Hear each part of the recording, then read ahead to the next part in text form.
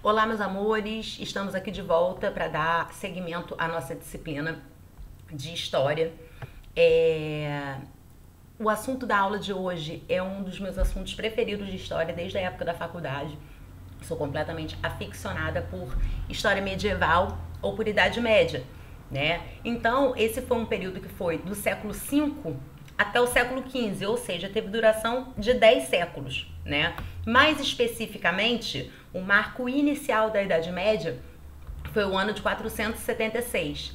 Nesse ano, o Império Romano do Ocidente, a capital do Império Romano do Ocidente, Roma, foi invadida por um povo chamado Érulo, tá? E por sua vez, o marco final é o ano de 1473, 1453, acredito, que foi o ano em que os turcos tomaram a capital do Império Romano do Oriente, chamada Bizâncio ou Constantinopla, tá? Aqui, olha, é um mapa pra gente observar qual era o tamanho do Império Romano. Nas aulas anteriores, nós vimos que o Império Romano, Roma passa pela fase da monarquia, na fase da República já começa a expandir bastante seu território e durante o Império, o território do Império Romano passa a ficar tão grande que Teodósio, por volta do ano 300, né, ele faz uma divisão do Império Romano. A partir daí, olha, a gente vai ter o Império Romano do Oriente, ou seja, tudo que é oriental é aquilo que está do lado leste do mapa, com capital em Constantinopla, tá? E aqui a gente tem o Império Romano do Ocidente, com capital em Roma. Tá certo? A primeira parte do Império Romano a ser invadida dá início à Idade Média e fim à Idade Antiga, né? Então, com a invasão aqui dos Érulos, que são um povo germânico, do qual a gente vai falar bastante de povos germânicos. Deixa eu ligar meu cronômetro aqui, porque pelo visto já dei uma prejudicada aqui.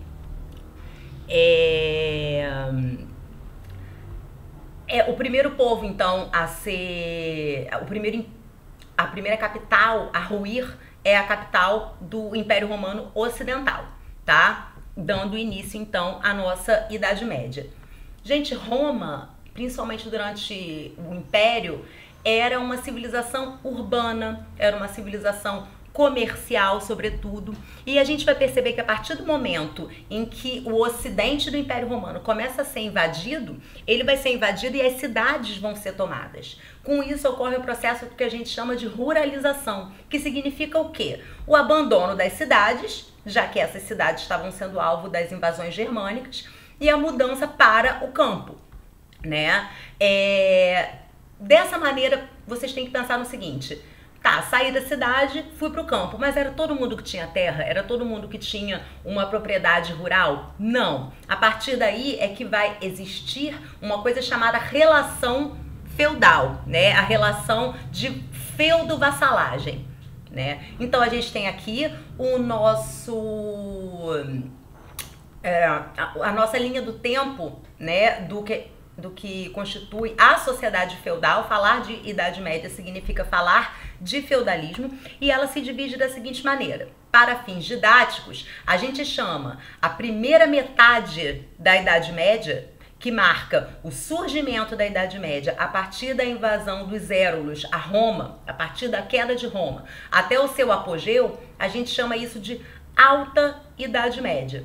Então aqui é onde você tem essas características do feudalismo bastante marcantes, né? A segunda parte, que é a parte que vai do apogeu do feudalismo até a queda de Constantinopla, né, em 1453, a gente chama de Baixa Idade Média. É quando a gente vai ver que essas características aqui do feudalismo, elas vão perdendo um bocado a força. Esse século aqui, por volta do século X, do século XI, é o século em que ocorre o renascimento comercial e urbano. E a gente vai ver que a partir do renascimento das cidades e do renascimento do comércio, a gente vai ter um declínio do feudalismo. Mas aí a gente precisa entender, né, o que é esse tal feudalismo, né? Vamos falar de algumas características gerais do primeiro bloco, então, da Idade Média, do seu surgimento até o apogeu, do século V até o século X, século XI, não existe exatamente um consenso, não tem um dia que os historiadores olharam e falaram, ah, aconteceu isso e o feudalismo começou a decair, isso não existe, né, é um processo, né, e vamos ver algumas características gerais da Alta Idade Média. Em primeiro lugar, houve a formação e o apogeu do feudalismo. Eu, uma pessoa simples que morava, sei lá, nos arredores de Roma, Roma passa a sofrer uma série de invasões germânicas, já vamos falar direitinho quem foram esses povos, e eu começo a ficar morrendo de medo, né, e fujo pro campo. No que eu fujo pro campo, eu não tenho uma propriedade. Então eu vou acabar tendo que vender a única coisa que eu possuo, que é a minha força de trabalho, em troca de proteção desses caras de uma nobreza, né, que possuíam propriedades rurais. Né? A partir daí, esse cara, a gente chama ele de senhor feudal, ele me oferece uma parcela da sua terra em troca da proteção, ele é um cara que vai me proteger dessas invasões germânicas, e eu pago como esse cara. Eu pago o senhor feudal através do meu trabalho. E a gente vai falar, havia uma série de obrigações servis nesse momento, a gente vai falar disso com bastante detalhamento daqui a pouco. Né? Um período então de constantes invasões e deslocamentos populacionais e principalmente uma coisa que é importante a gente falar é que foi um período de síntese. Síntese na química, por exemplo, quando a gente estuda, é fazer alguma coisa, né? Criar alguma coisa. Né? Então, a Idade Média ela é fruto da síntese de alguns aspectos do Império Romano com alguns aspectos dos povos bárbaros, principalmente. A gente chama os povos germânicos de povos bárbaros também, mas a gente vai ver que isso decorre de uma visão bastante etnocêntrica dos romanos. Os romanos se achavam o cristalzinho do mundo, né? Eles achavam que eles eram os mais inteligentes, os mais brilhantes, os intelectuais da sua época e olhavam quaisquer povos que fossem diferentes deles, eles olhavam e falavam, ai, esse pessoal é inferior a mim, né? E eles criticavam até mesmo o jeito de falar de alguns desses povos germânicos e falavam que parecia um barbar. Por isso que povo bárbaro acabou sendo uma forma pejorativa, negativa de você se referir aos povos germânicos, tá? A economia, então, durante a Alta Idade Média, era uma economia basicamente agrícola, né, e de subsistência, ou seja, voltada para o consumo próprio. Eu, que sou a vassala desse senhor feudal, planto, colho, dou uma parte do que eu colhi para o senhor feudal, 10% vai para pagar o dízimo da igreja, a outra parte é para alimentar a minha família e beleza. É um momento também em que não existe comércio, nem a moeda, né? Então a gente vai ver que Roma era uma sociedade bastante comercial e bastante urbana e isso vai entrar em declínio durante o feudalismo, né? Principalmente durante a Alta Idade Média, que é um período de grandes características do feudalismo como um todo. Politicamente, a gente pode falar também que o feudalismo havia uma política descentralizada, ou seja, o poder estava nas mãos de cada um desses senhores feudais, tá certo? A unidade econômica básica do feudalismo é o chamado feudo, né? E no feudo você tinha o chamado manso senhorial, que eram os castelos, o castelo, aliás, normalmente do rei, do senhor feudal, e também as melhores terras para o cultivo, e o manso servil, né? Eu, como serva desse senhor feudal, arrendava uma terra, né? E pagava esse senhor feudal como se fosse um aluguel através da minha produção, tá? Havia também o manso comunal, que eram bosques e pastos para uso comum. Aqui a gente tem uma foto de um exemplo de como seria o feudo, o castelo, a habitação do senhor feudal, o manso senhorial, as melhores terras. Eu, como serva, era obrigada a trabalhar para produzir no manso senhorial, né? E tudo que fosse produzido ali iria automaticamente para o castelo. O manso servil, aqui que eu trabalhava.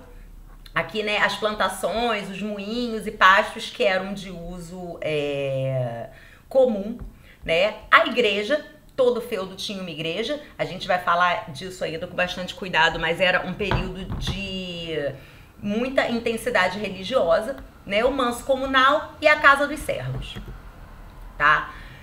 Bem, os servos eram obrigados a pagar uma série do que a gente chama de obrigações servis, né? E aqui tem alguns exemplos dessas obrigações servis, né?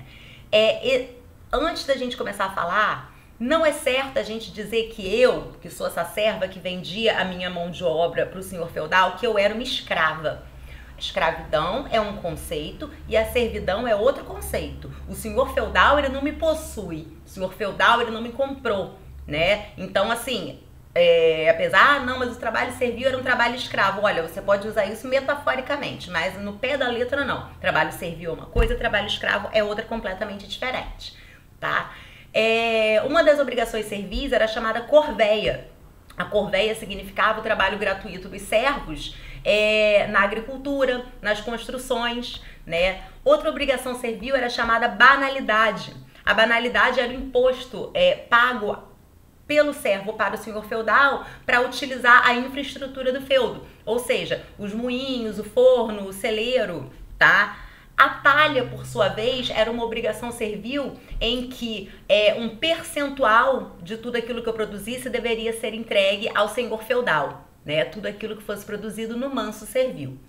A mão morta, por sua vez, era o imposto pago pela morte do chefe da família, né? Caso continuassem utilizando as terras. Então você tinha normalmente uma família nuclear, pai, mãe, filhos. Se o chefe da família morresse, você, além de ter a tristeza de chorar a morte de um ente querido, você ainda era obrigado a pagar pagar essa obrigação servil para o senhor feudal, já que teria menos pessoas produzindo para ele. A capitação, por sua vez, era um imposto anual que era pago individualmente ao senhor feudal, e os servos também eram obrigados a prestar serviços militares em casos de guerras e dar hospitalidade aos seus senhores. A partir de agora eu vou encerrar esse vídeo, porque a gente vai trabalhar com vídeos de no máximo 15 minutos, e eu vou dar essa então é a aula 1 de Idade Média, e eu vou dar continuidade a esse assunto na aula 2 de Idade Média nesse momento.